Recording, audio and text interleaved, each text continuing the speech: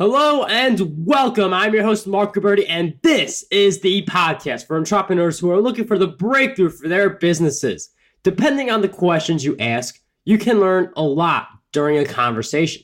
So, after interviewing hundreds of people for breakthrough success in my virtual summits, I've amassed more knowledge than I could have dreamed of because I started interviewing all these leaders within my niche. So, imagine what you could do if you've interviewed over 4,000 people and counting. Believe it or not, there is someone who has done that. And even more shocking, he's on the Breakthrough Success podcast today.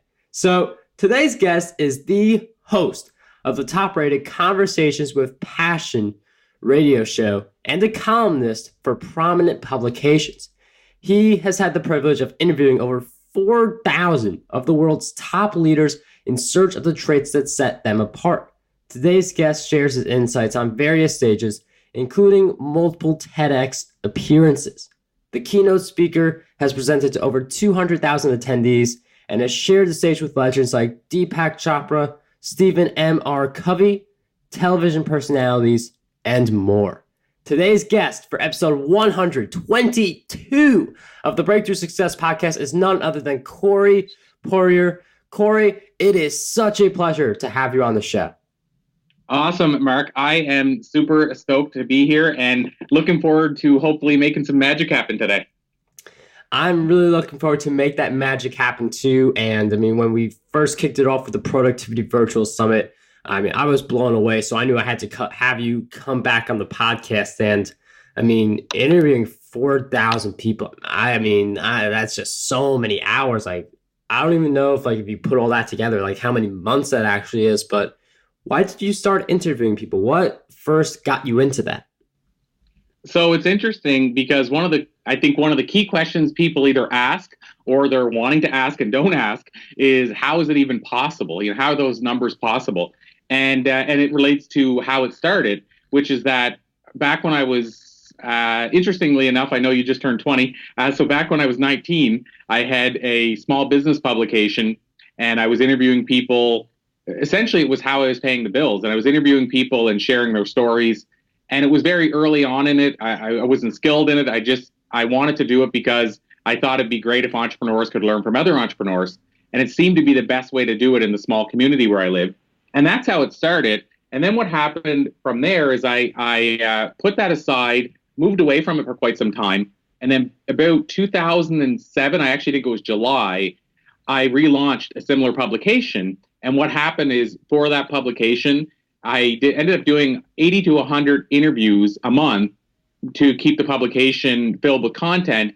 And I could have hired freelancers to do all of the interviews, but I sort of became obsessed by it. And so when you start crunching the numbers, that publication ran monthly for about close to 6 years, between 5 and 6. So, you start crunching the numbers of 60 to 80 interviews on some months, and you multiply that by 6 months and you start to see, or 6 years, and you start to see where the numbers sort of come in. And then what happened is, about 5 years ago, I seen that print, even though it was still doing okay in the community where I had the publication and we were still growing, I knew I was limited. Like, print was dying. I mean, it's not dead, but it was going in the wrong direction. And so I knew that I couldn't expand it if I wanted it to be a bigger thing than it was. So I decided to make the transition over to podcasting and radio, again, about 5 years ago. And then I continued doing interviews, but just in more of this format rather than print. So the two-part answer is, how did those interviews all come together? Well, probably about 65 to 70% of those was from that publication I had, which for visual for people would be like Success Magazine for a little regional area. And then transitioning over to the radio show. But why I kept doing it and how I get into it is because once I started, I became literally obsessed by wanting to learn what these high achievers did differently and did well, so that I could share with others, so that maybe they could shortcut their learning curve and the process of trying to crush it, rather than having to learn in the trenches. Maybe they could learn a little bit by other people's failures and successes and life steps. Now, I was trying to do the math for myself because, 4,000 interviews is a lot, and I typically give out a 45-minute slot for all the interviews for the Breakthrough Success podcast in case some of them go overtime, or to just count for anything that could possibly happen.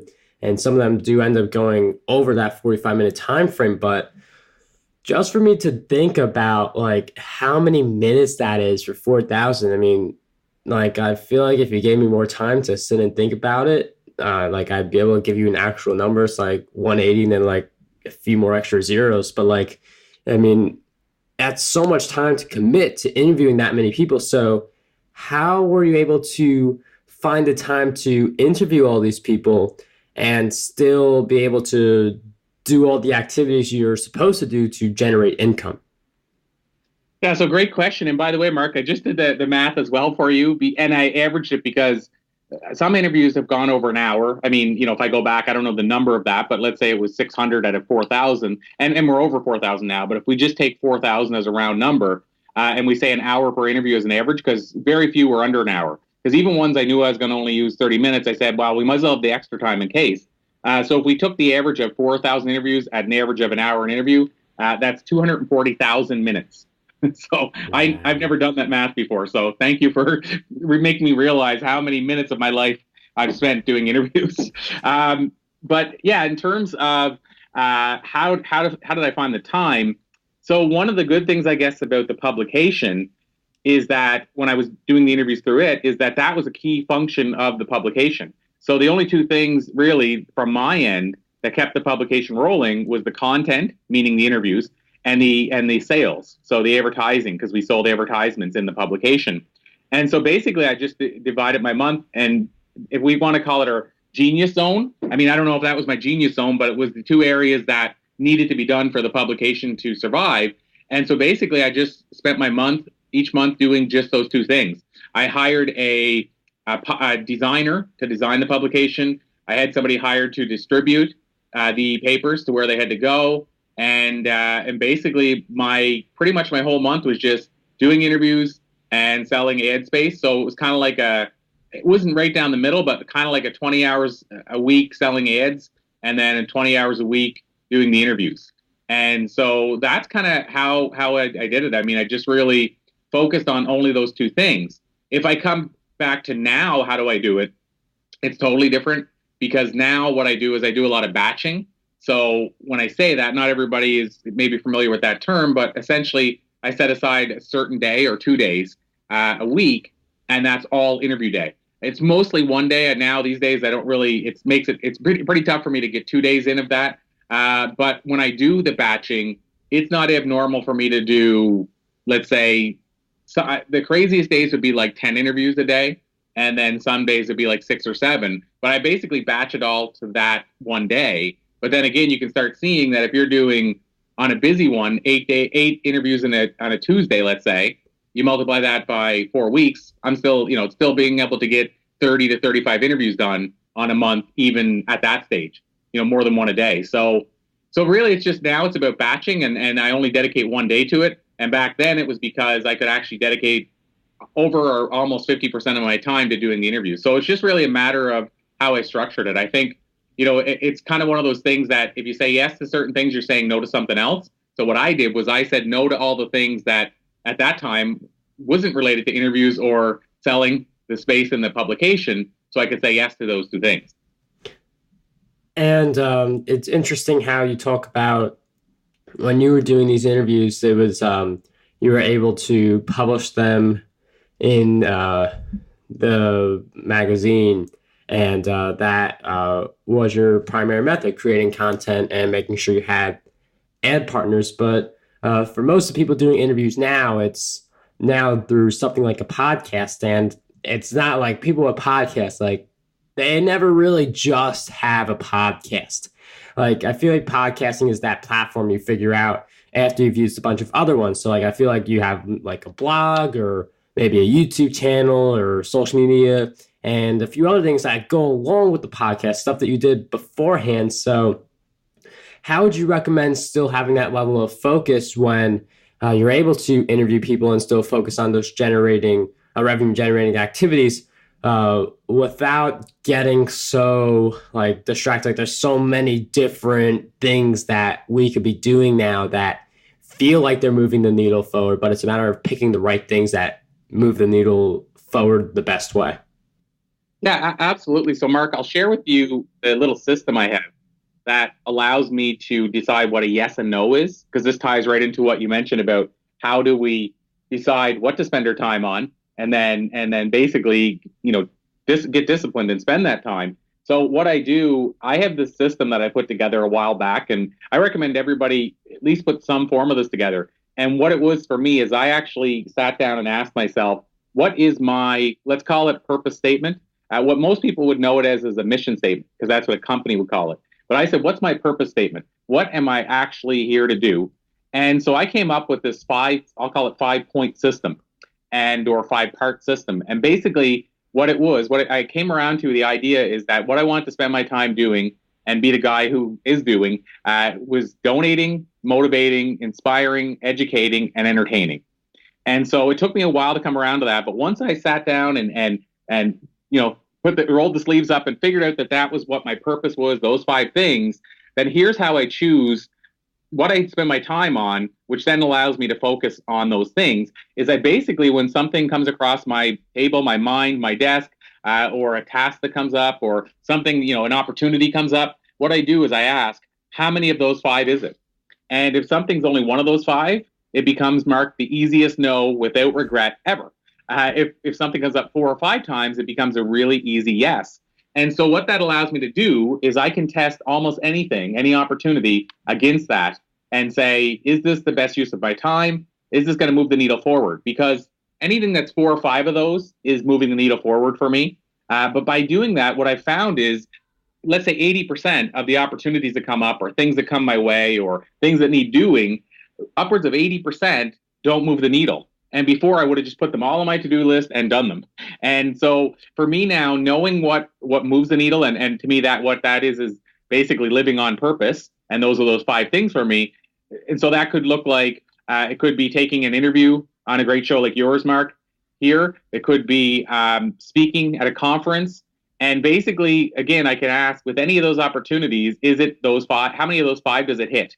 And once it hits 80% or more, it becomes that easy yes. But like I said, everything else becomes either a no or let's think about this a little bit. And that system has allowed me to understand the power of no and start saying no more than I ever did in the past. And an interesting finding in all of these interviews I've done is one of the top 3 traits of the highest of achievers is that they understand the importance of saying no and what to say no to, so that they can say yes to those few little things that will create the difference. So that's my system for doing it. And why I started doing it is because I learned that it was one of those top traits. And the better you are at doing it, the better you're going to be at being disciplined and staying focused. And as you said, not jumping on all those opportunities that could easily distract you. So the podcasting for me, having the show and doing those interviews, hits all those 5. But again, what I do is I batch it to one day and say, unless there's some unique circumstance, it doesn't go to another day. I mean, there's obviously, circumstances where you have to say, okay, I'm going to schedule this on a Thursday, but 99% of the time it sticks to the Tuesday and I don't deviate. So it's the discipline of it, but it's also, like I say, having a system that allows me to do that. So the takeaway, if you're listening right now, is what is your mission statement? Ask yourself that question. Get down with a pen and a piece of paper or whatever else you use. Find out your mission statement. And once you can figure out what you're here to do and what your purpose is, and you can spend most of your time in that area, it allows you to stay disciplined and avoid some of those distractions. Now, I really want to dive into all these traits that successful people have in common. The power of no being something that I feel like we should all be adopting, because even when we say yes, we're definitely saying no to other things. But just before we do that, just one more question about how you've been able to conduct all these interviews. I mean, part of that time is sitting down with the person, interviewing the person, much like what we're doing right now. But there's also that behind the scenes stuff. There's crafting the intro. There's thinking of the good questions. So how were you able to prepare for all of those interviews? Like, I can understand preparing for one interview, but how would you find the time and develop that work ethic so you could, at that like peak level, prepare for like 60 to 80 or even more interviews in a given month? So happy to answer that, Mark. And it's funny, just before I move away from the other, one thing that I wanted to add in terms of the avoiding the distractions, because I think it could be beneficial for listeners as well. But in terms of another thing that I do, and you asked, how do I sort of stay disciplined and avoid the distraction? I'll give you a quick metaphor. Basically, and I've shared this during talks in the past, but if I have a tub of ice cream in the house, I'm going to tell you that I'll only eat one or two spoonfuls. And then an hour later, when the whole tub's gone, I'll say, oh, I didn't mean to eat all that. Or I'll just say, next time I'll only eat one or two spoonfuls. So what I've learned is that if I have ice cream in the house, I'm going to eat it. Much the same way, if I have the distractions in front of me, so in other words, if I have my phone ringing, if I have all kinds of notifications on, I'm going to get distracted. I am a type A personality. I chase the shiny objects. So what I found is I had to be disciplined enough to say, okay, I'm going to forward my phone to the office. I'm going to put my text and everything else on either vibration or silent. And so going back to that point, I wanted to add that in as well, as it takes some discipline. But I found that if I could get those distractions out of the way and then set time blocking, so I said, this is what I'm doing during this time, then it becomes a lot easier to not interfere if you have maybe a timer set and you don't have those distractions coming into your genius zone, if you will. So I just wanted to share that, because even though it may sound easy on the surface, it won't be easy at first to do. But once you create a habit out of it, you'll be blown away by how much more sanity you have when you don't have everything buzzing at the same time and you're not trying to multitask. So just wanted to finish that area off. But in terms of the other question, in terms of preparation, I guess this is the non-sexy answer, Mark. I'd love to give a great answer like, I have this amazing system that just, you plug this in and it pops out an interview in terms of 10 questions and all this. But for me, I learned by failing. So when I say that, what I mean is basically when I started my early interviews, I had questions ready. And what I would do to allow me to, as you said, prepare for so many interviews, is I would basically I came up with, say, 12 standard questions that I could ask to almost any person in any environment. And then what I would do is I would just customize one or two questions. So I only really had to either remember, or I would revise it, with a pen, or even just take my original standardized one and just change two questions. But what I would do is I had the standardized 10 questions or 12 questions. They were always the same. And then that way, it was easier for me because I didn't have to prepare every single time. So the behind the scenes on that end, that was one of the things I did early on. That was when I was doing a lot of in-person interviews for the publication. With that one, it was a bit different than obviously when you're recording either live or recorded. And so then fast forward to the difference, let's say 5 years ago when I launched the show. The difference by then is I'd done so many interviews, like probably whatever the number at that point, 3,000, let's say. I had already done so many interviews that I was comfortable winging it. So what happened is, slowly but surely, once I transitioned over to the show, then I started actually, I would prepare. Okay, so I'll change this. I'll answer this two ways. I would prepare to the extent that I would research who I was interviewing. It helped a lot of the times the people I was reaching out to, I already knew their work. I was reading their books. I was listening to their, let's say if they had like a Brendan Burchard, I'd say I watched their YouTube shows. I'd watch their talks on YouTube. So I knew enough about them, and that was just my personal interest in keeping learning and keeping feeding my mind. So I knew enough about them on a research perspective to be prepared, but then I basically winged it with the questions. So I would just kind of say, here's some of the questions I want to ask. If I get there, great. But if I ask a question and then Mark brings me somewhere else, then I'll go in that opposite direction. So the preparation, like I say, it wasn't really as systemized as, here's what I do every time for 2 hours before the interview. I actually would say my preparation, once I had those standard questions, was probably less than 20 minutes for the in-person interviews that were all for the print publication. And then for the radio show and podcast, the in-person and or phone or Skype or what have you interviews, those ones I've really been lucky that I knew the people mostly, I knew their background, or I'd go research on their website for 15, 20 minutes and learn a base knowledge at least. And then the rest of it was really just winging it. So again, that's not the sexy answer, but that's how I made it work. So, I mean, if I put 240,000 minutes just into the interviews, I'd say probably maybe add another, 50,000 in the preparation. So it certainly wasn't as much as the interviews themselves, but at the same time, I guess it still adds a lot more. It adds a lot of extra hours and minutes to the clock. And I mean, it definitely adds on, but it's worth doing all that research because that just allows you to ask better questions on the fly. And I do appreciate you giving me that insight because it definitely helps me. I have changed my approach a little bit to lean more towards a direction that my guests take within the conversation than asking a bunch of pre-prepared questions. But I would like to transition back to some of the traits that successful people have in common and what you learn from interviewing all these people. So you already mentioned the power of no being something a really powerful trait that people seem to have. But what were the other two traits that really successful people tend to have in common? Yeah, absolutely. So one of the, this next one probably won't surprise you and or listeners when they hear this, Mark, but and I'll title it as if I was writing an article and using this title, but the title would be Lifelong Learners Are Leaders. And so to dive into that, what I'm saying is that I've noticed these high achievers, they understand the importance of continuing to feed their mind. They never look at their school or education as being done, if you will. Zig Ziglar had a great quote that went along the lines of, you can finish your school and it may be easy, but you'll never finish your education and it's seldom easy.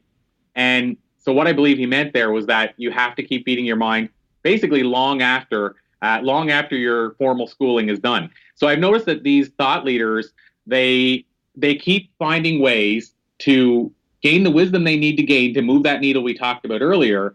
But they're very efficient at getting around the noise and the information that everybody else mostly gets bogged down in. So they get to the wisdom quicker. I guess we'll say they're efficient learners. So to give you an example, it could be that they listen to a podcast rather than reading, let's say, a 10-page blog. And that by doing that, maybe they can get a 10-minute podcast and get the same information that they may have otherwise spent an hour and a half reading. And then if they were on the blog, maybe they would get distracted and pulled in a different direction. Or they could watch an 18-minute TED Talk versus watching a 3-hour talk on YouTube. And so essentially they become efficient learners. Sometimes it will take a book, whether it's an audiobook or a written book, for them to get the insight, but they always seem to find a way to get to that wisdom in an efficient way.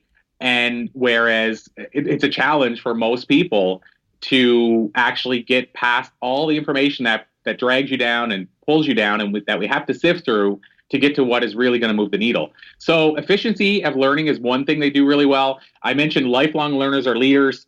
I used to say readers are leaders. And then I realized, well, it matters what they're reading. So I switched that and said leaders are readers because it's intentional. They know what they're reading. But the cool news is today, as you know, Mark, and as I know, you don't have to be a reader anymore. So we can learn by like a show like yours that we're involved in right now. I mentioned TED Talks. There's lots of ways we can learn. It doesn't have to be reading. It can be, but it doesn't have to be. So that's good news for the non-readers out there. But that's why I changed it to lifelong learners are leaders. It's because you can get the wisdom in a myriad of ways. It doesn't have to be one fixed way. But these high achievers, they're finding a way to get it. They're finding a way to get it efficiently. And really, what's really cool about this isn't something that's brand new to us. To put that in perspective, if you think about it, the leaders of yesterday, like the Henry Fords, the Thomas Edisons, what did they all have in common? Even if they didn't finish grade 3 or 4, they all had personal libraries in their home. So even back close to 100 years, they were still feeding their minds and realized that they could actually get to the top, perhaps even quicker than somebody that had tons of formal schooling, if they could figure out a way to get that wisdom and insight a lot quicker than the next person.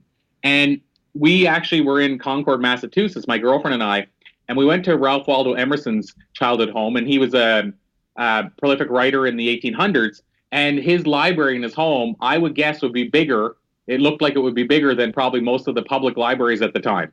Wow. And so, I don't think this is the coincidence. Napoleon Hill's Think and Grow Rich, he talked about the power of being a learner. He talked about Henry Ford, a great story about how they tried to call him ignorant and said in a courtroom that they were basically suing him, and I can't remember the reasoning, but basically they were trying to prove that he was ignorant, and they said because he didn't have this knowledge or that knowledge, and he said, but why would I need to fill my brain with that knowledge whenever I can call somebody into my office and get that insight and have somebody else do the work and spend the time on it and get that insight within 10 minutes. And so I believe that these high achievers have understood this for a long time, which is, again, how can I get to the wisdom and not have to spend my time wading through the information? And the good news is, even though we may not all be doing it now or know that this is possible, hearing this, what's really cool is you can start doing this tomorrow. There's nothing that stands in front of you doing this. So that was a long answer, Mark, but basically lifelong learners are leaders. They continue to feed their mind long after everybody else stops, and they know how to get that wisdom and knowledge way more efficiently than I guess you'd say most people do. Thank you for sharing. I mean, those really great traits, Corey. And I feel like when we talk a lot about successful people in general, we focus on the success they've achieved. We focus on how they're these monumental figures who have achieved all the things that they've achieved. And I know you've been able to interview so many of them, get these three key traits that they all seem to have in common. But on the way to success, there are some shortcomings. And I'm wondering if you're able to see a pattern in some of the shortcomings that some of the successful people you interviewed had on their way to success. Yeah, absolutely, Mark. And as we round things out, remind me to circle back and reveal the number one top trait as well. I won't take long to share, but I want to make sure we give them that number one trait too. But yeah, in terms of the some of the shortcomings, one of them would be working in their business rather than on their business. And if you want to really learn a lot about the power of working on your business, there's a great book called The E-Myth by Michael E. Gerber. And so basically what he talks about in the book is that most people struggle because, especially most entrepreneurs, that decide to spend most of their time working in their business. So that's where a lot struggle. So if we go to an example, I mentioned earlier when I did the interviews for my publication, working on the business for me at that time would have been if I was spending a lot of the days doing the accounting or trying to figure out how to publish actually design things or standing beside my designer. That would be working in the business. And even the interviews, some people would have said was working in the business because it's not growing it. But basically, working in the business is when you're not growing the business, you're actually doing all the things inside the business that basically stop the business from growing. And again, it could be the accounting. Like maybe you spend one day a week doing the accounting when you could hire a freelancer to do the accounting and then spend that extra day in your genius zone, whatever that is, growing the business. So the first one I see is that maybe shortcomings that a lot of entrepreneurs, myself included, any of these things I'm sharing with you, Mark, I've learned by being in the trenches, and I've made these same mistakes, and I didn't know about these things and had to learn them myself. But first of all, for me, I spent a lot of time working in the business, and I know a lot of entrepreneurs, I would say the vast majority, early on, get stuck in the business, and then it's hard for them to grow the business. Going and to add another one is, I believe, because entrepreneurs are passionate people and optimists, we love to start the business without basically having a safety net. So a lot of entrepreneurs start without either having a backup cash flow or some way to earn an income besides the business. And then what happens is, as we know, the numbers are as high as 90% of all businesses fail in the first 3 to 5 years. And I believe it's because a lot of entrepreneurs are underfunded when they start, because they start based on a circumstance that didn't allow them maybe 6 months or a year to prepare. So a second, let's say, shortcoming is, and it's not really a deficit as a person, it's just something that they didn't plan, is to have enough cash flow to carry them through the tough times that, as you and I both know, will come when you're running a business. So those are two shortcomings, I would say, or challenges that people have early on that they have to get past if they want the business to be successful. So working in the business is a challenge. So you should be working at least some of the time and hopefully most of the time on the business. And then having some sort of safety net or cash flow or something that can help you through those tough times, so that you're not always basically just working on fumes financially and emotionally. I would say those are two big ones. And then we talked about the power of no earlier. I would say a lot of entrepreneurs early on say yes to everything because they're happy to have any opportunity come their way. And the challenge with that is to eventually make the switch so that you realize, okay, now there's a lot of opportunity coming my way. Eventually, I'm going to have to start making plans for how I'm going to say no to some of these things. So that would be another one, is just not knowing the importance to say no, or just being scared to say no because you're scared the opportunities won't continue to come. And those are definitely some really good shortcomings. I mean, that cash flow being a really big one, because I feel like a lot of entrepreneurs, they have that idea where they're in a job, like, oh, I'm going to make it as an entrepreneur. So they just leave everything behind right then and there. And in the long run, entrepreneurship is much safer because when you have a job, you're literally relying on one source of income. Like if you get fired or laid off or anything, like your source of income disappears. But You don't want to, in that short run, not have that cash flow coming your way that you can put back into your business. And there is one question that I'm really pressing to ask right now because I feel like we could like this. I feel like it's a question that I definitely know needs to be asked. But just before that, I would love to hear about the third key trait because the next question that I have definitely comes in line with all three of those traits. Okay, well, perfect. And well, you know what? I'll save this what I was going to say until after your question because it may be related to it. So I don't want to try to steal any thunder. But I want to mention something about the three traits as well, just when we're after your question. But before we jump there, the third trait, which is the good news is for entrepreneurs, this is the one that's easiest of the three to either have already in place when you go into business or to develop. I would say most entrepreneurs, and that's why it's probably the most common trait, most entrepreneurs already get this. Saying that, there's add-ons to it as well in terms of how you use it. But what I've discovered is the top leaders, they are living on purpose more often than everybody else. So, if we want to use the word passion, if we want to use the word why, discovering your why, they know what their why is. They know what their passion is. They know what their purpose is. And those are two different things, your passion and purpose, in my opinion. I always say that passion is what you do, so what you're actually doing. Purpose is why you're doing it. But these top leaders, they know what they're doing, what they want to be doing, and they know why they're doing it.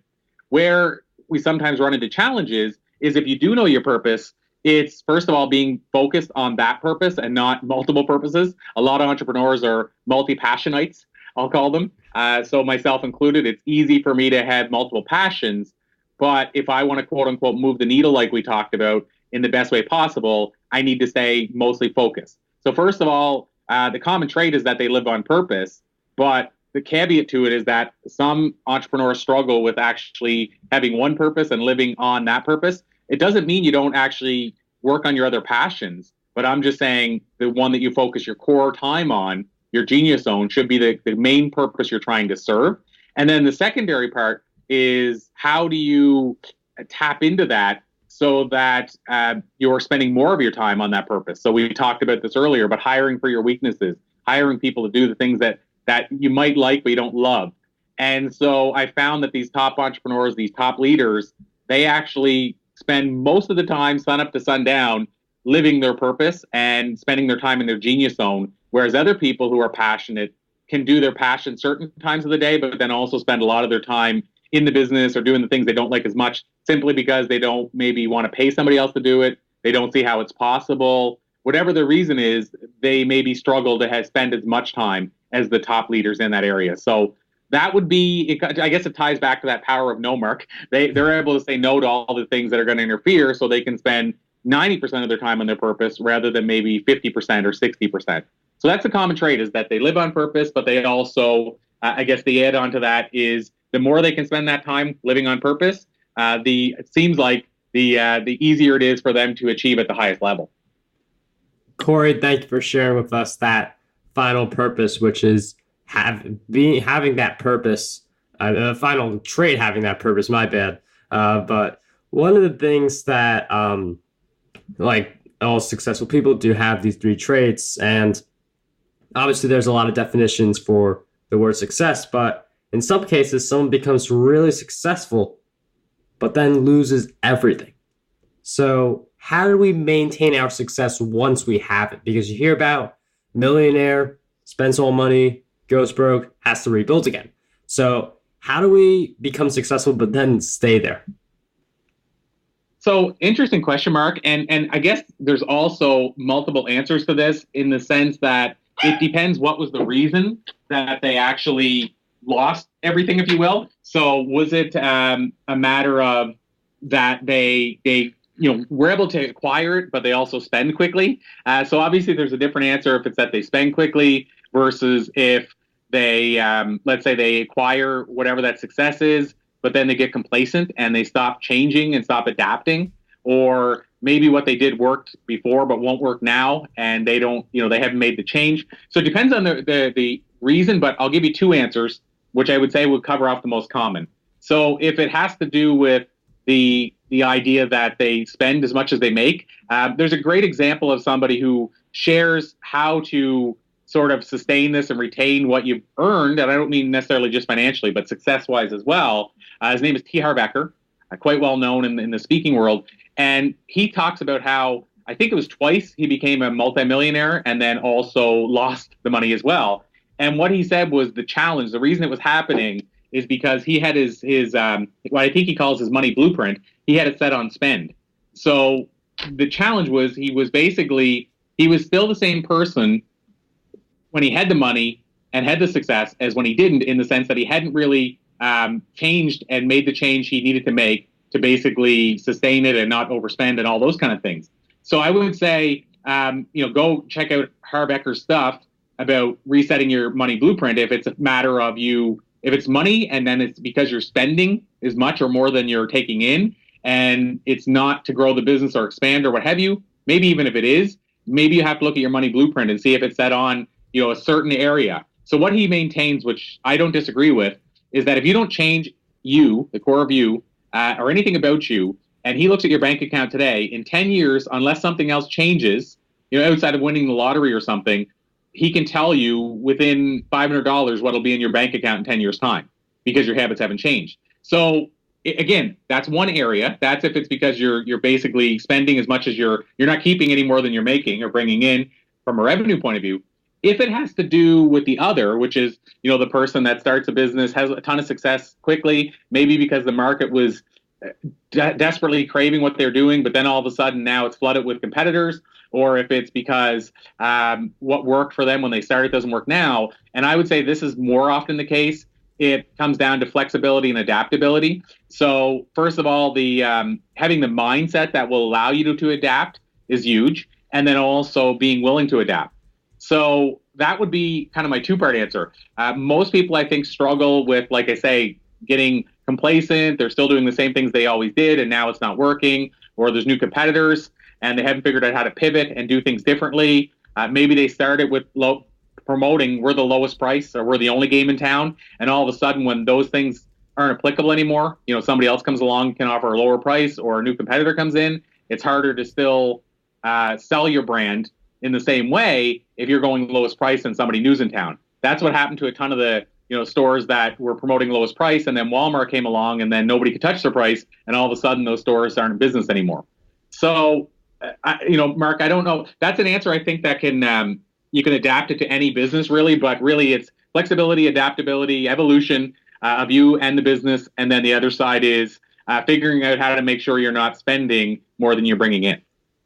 Corey, thank you for sharing with us. I mean, those are some really key principles for maintaining our positions once we do reach that level of success, because we definitely do always need that drive. Because if you you have a really big goal right now to reach your level of success, but you need to now what also, like, you need to set the bar higher constantly, because if you get settled with where you are, that's when you can start to regress as well. And some people, they're still trying to reach that definition of success for themselves. So with that in mind, Corey, what do you believe holds most people back from reaching their full potential?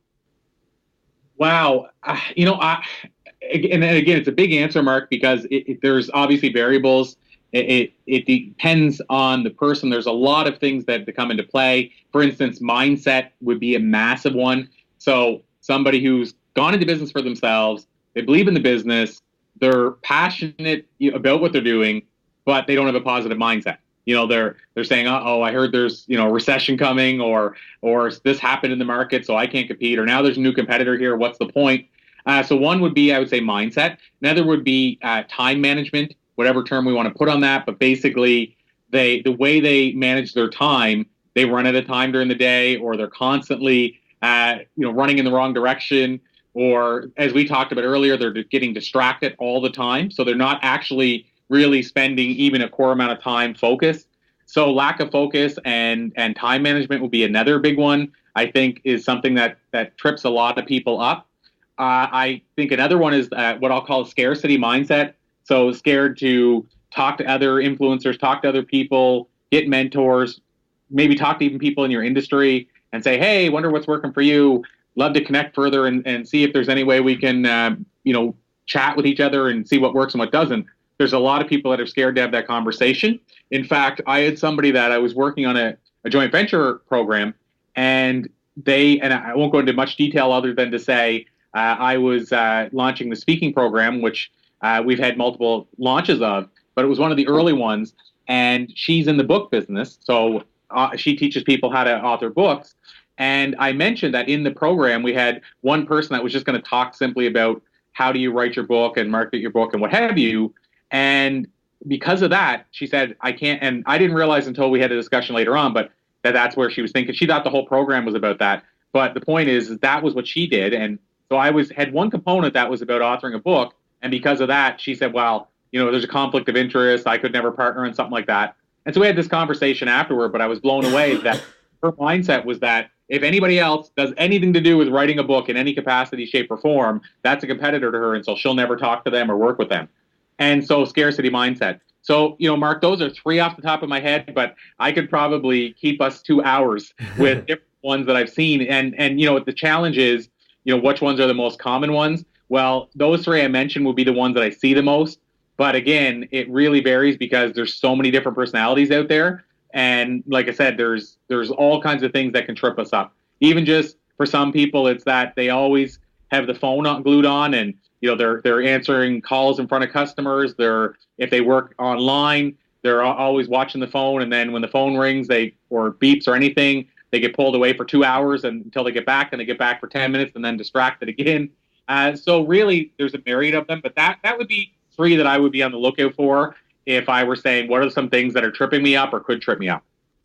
And those are some really great insights. I mean, there's so many different things that prevent us from unlocking our full potential. I mean, we can go on for quite a while just on this one topic, but those are some of the key ones that definitely hold us back. And one of the things that also holds us back is that we do have to face certain challenges along the journey.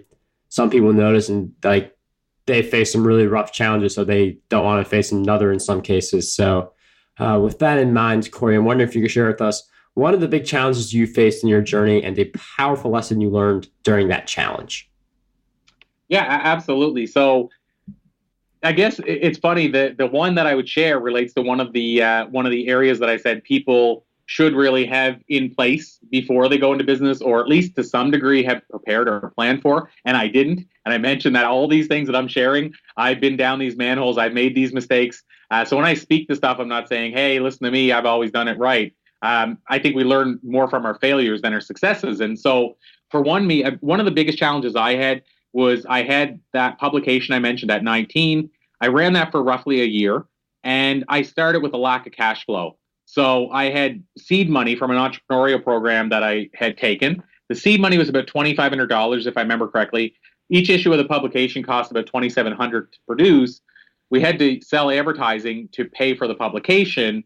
And so basically we had about a month's worth of backup or safety net when we launched. And that wasn't even including my normal expenses. Thankfully, when I launched the business, I actually moved back in for the short term into my family place, like with my mom, and that allowed me to avoid some of the expenses to run the business. But still, even in the first month, when you added everything up, the expenses for the first month were more than my safety net, and so I had to sell ads to pay for the publication. Well, on the plus side, first month I sold about 3,000 in ads, so I technically paid for the publication. But with all the expenses I had outside the publication personally, and then the ongoing every month, $2,500 or $2,700 to publish the publication, what happened was it caught up with me after about 5 or 6 months. And all of a sudden I'm in a situation where now the money's pretty much run out. And I either have to now oversell every issue. I have to sell at least double what it costs to produce a publication. Remember, I'm only like 5, 6 issues in. I'm 19 years old. I'd never sold anything in my life before this. And if I don't sell, then all of a sudden I'm going to have the creditors after me. So essentially what I did was I pushed as long as I could, but I also wanted to get out and did not burn bridges. So I wanted to make sure I could get out and not have any ads owing to anybody. I didn't want to have money that somebody had given me that I couldn't then pay back. So I had to make the right exit, and I exited pretty quickly after that timeline of that 5 or 6 months. Ran that business for about a year, did some consulting and a few other things, but the publication itself was close to a year, and I kind of jumped ship But I jumped ship in a way that I didn't burn any bridges. I didn't claim bankruptcy. I didn't have any cash flow left, and I pretty much had to start working pretty quickly to make money back. But I feel like I left it just at the last possible time before everything was going to fall upside down. And so that was the challenge. What I learned from it is, well, first of all, what I shared is in the future, make sure you have that cash flow in place, or you're running a business where your expenses aren't so high that the writing's already against you when you start.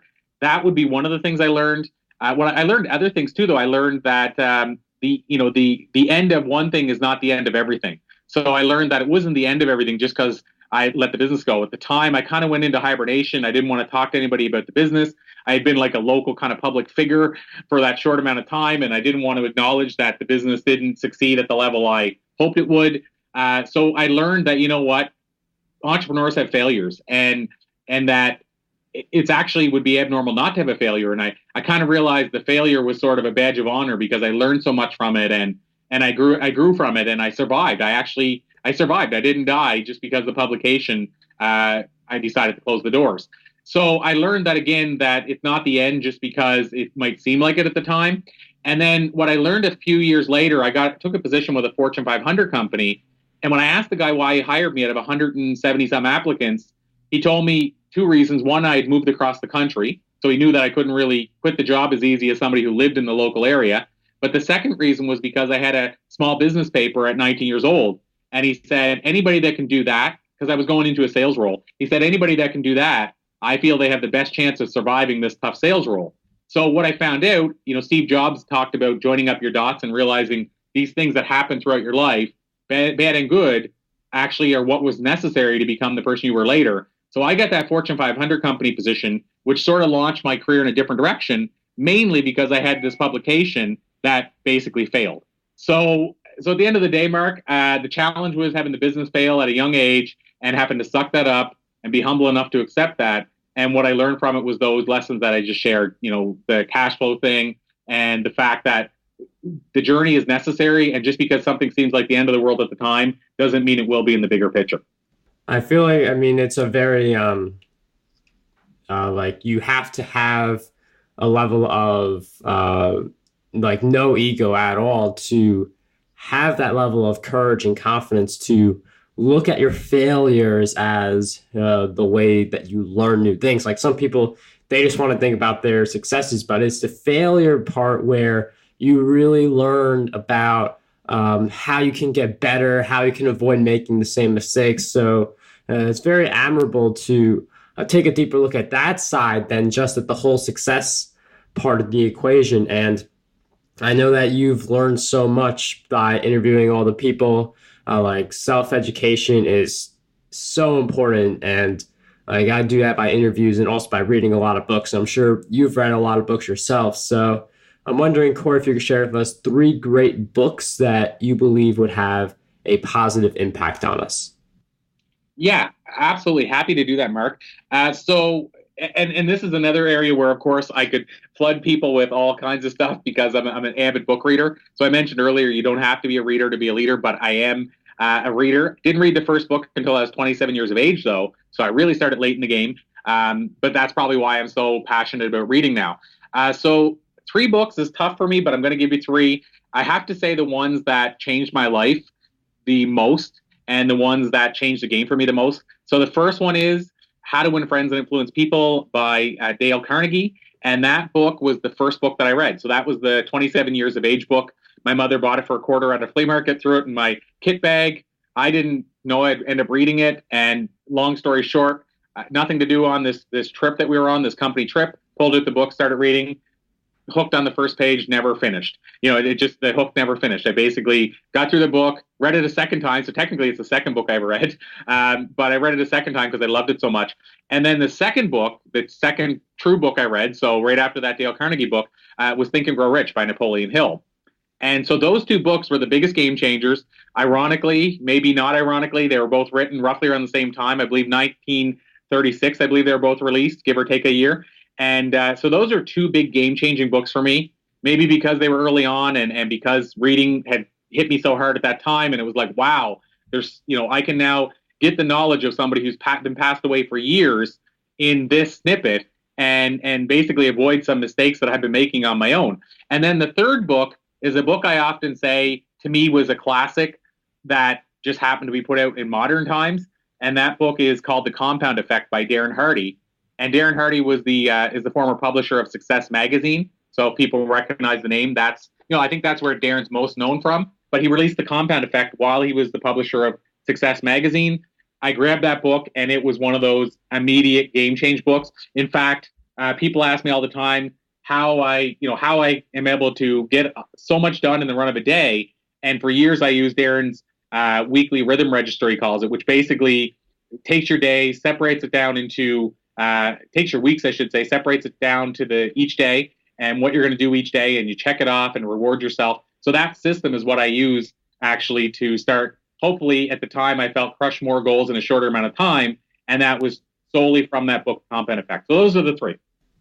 Corey, thank you for those great book recommendations. All three of them I can also strongly recommend to my audience because I've read them as well. There's such book, if you haven't read them, definitely read those books. So all those links will be at markberry.com/E122 along with the show notes. But those are three really great books. And before we do come to the end of this episode, I'm going to flip the tables a little bit on you, Corey. So I've asked a bunch of questions throughout our time together, but what is one question that you believe we need to be asking ourselves more often?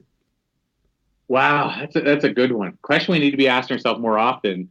I would say, okay, I'm going to relate this, Mark, to a question that I do ask. It's the central question I've asked ever since I asked it the first time. It's very, very seldom been an interview where I didn't ask this one question. So I told you I wing it a lot, but this question is one I always ask. And so I think it's a question we should ask ourselves, I guess is what I'm getting at. But the question is, what if you were able to sit across from a younger version of yourself? So let's say the person's 40, I'm interviewing. If you were able to sit across from a 16-year-old version of yourself, I actually tell people to pick the timeline because when you were struggling the most or what you were dealing with. And if you could sit across from yourself and give your younger self one piece of life advice or business advice based on what you've learned since, what do you think you might tell him or her? And so I'm going to tell you what the common answer is. The most common answer I get is, I am enough. So it's okay. I'm on the right track. Variations of that answer. So people, in other words, they will go back and tell themselves, stop stressing so much. You don't have to pressure yourself so much. Don't worry about that one setback. It's a part of the journey. And basically, they're just saying it'll all be okay. So what I would ask, the question I would get people to ask themselves is, the thing that I'm worried about right now, how big of an impact will it make in 15 years? In other words, is it going to be stressing me in 15 years? Is it going to matter in 15 years? Will I remember I worried about it 15 years from now? So, you might be more worried about, I said this wrong thing in a Facebook Live. And, and it was just something that somebody else made a comment about, but it wasn't like something you said that, got you in trouble with the law or anything, but just something you said on a Facebook Live and somebody commented on it, or a hater that came and hated on you. The question to ask yourself is, will you remember that, or will it be that big of a deal in 10 or 15 years' time? Because your older self will probably tell you, you know what, it's not that big a deal. So I would say ask yourself that question and really think about that answer. Corey, I really love that insight, and I can see why you saved this question. I mean, even after doing all four, I mentioned 4,000 interviews a lot, I know that, but it's just you've asked so many different questions, and that is the one question you continue asking people, that you continue getting so much insight from. And I can see how we can get so much insight from that question. And breakthrough success listeners, that is definitely a question we need to be asking ourselves more often. If you want to learn more about Corey, he recently released his book on Amazon, The Book of Why. So really provocative book. You can definitely find it on Amazon. But in addition to The Book of Why, Corey also has a free gift for us. So Corey, would you mind sharing with us what that free gift is? Yeah, happy to, Mark. And I will say another place people can check out the book is thebookofwhy.com. So we have that Amazon page actually forwarding to that website and vice versa. So that's an easy way to find it if people want to save themselves from searching it on Amazon. But because it is a book, and I feel when it comes to reading somebody's writing or the writing style and knowing if it's going to impact you or resonate with you, Reading a book that they put out is a good way to do that, to decide if you're going to actually purchase a copy of their book. So what I decided to do for your listeners is to actually set up a page where people can go and grab a free copy of my book called Enlightened. And so if listener, if you're listening to this and you want to grab a copy, it's over 100 pages. It has insight at the back of the book, quotes by some of the top thought leaders we've interviewed, some of the people we were talking about what I learned from them today. That's in the book as well. So if you go to letsdoinfluencing.com, again, letsdoinfluencing.com, right on that main page, you can sign up and you'll get immediately a free copy of the book called Enlightened. And at the same time, you can find some more details about the new book there or go to thebookofwhy.com. Corey, thank you for sharing with us that free gift. And don't forget to also take a look at the Book of Why, because it is a really good book. And Corey, I can't thank you enough for being a guest on the Breakthrough Success podcast. It was such a pleasure to have you on the show. Thank you so much, Mark. And thank you for all the stuff you're doing to push the needle. I've used that term a few times today, to push the needle for so many people in the right direction, and for all the things you're doing to give so many people a purpose. So thanks for being you. How does over 100 retweets per day sound to you?